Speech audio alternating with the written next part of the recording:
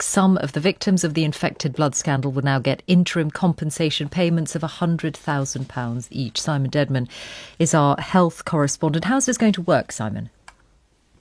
Well, it's going to be paid out by the end of October in England. The same amount of money will also be sent to more than 4,000 victims across the UK. Scotland, Wales and Northern Ireland, the devolved administrations there will make the payments. This is something that campaigners have been fighting for decades, and this is the first time that the government has offered compensation.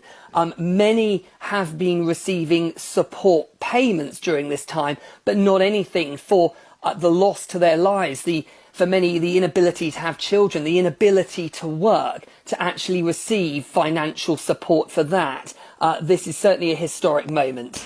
We'll be hearing from someone who's been affected her whole life because of this. But there is this question, isn't there, about who constitutes as a victim for the purposes of this? Because if, for example, you were bereaved, even someone who was orphaned, where both the parents died because of this, as I understand it, you're not in line for a compensation payment at the moment.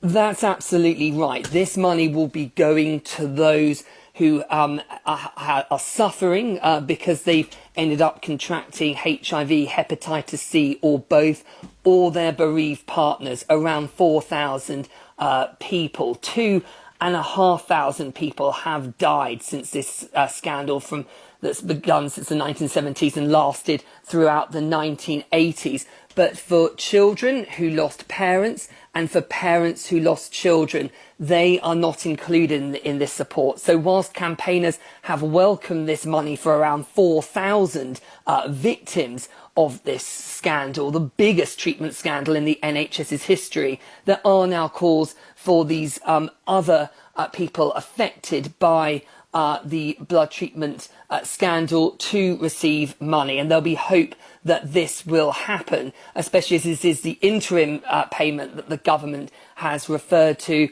and it's believed there will potentially be more once the blood inquiry finishes, which it's expected to conclude next year. Simon Dedman, thank you.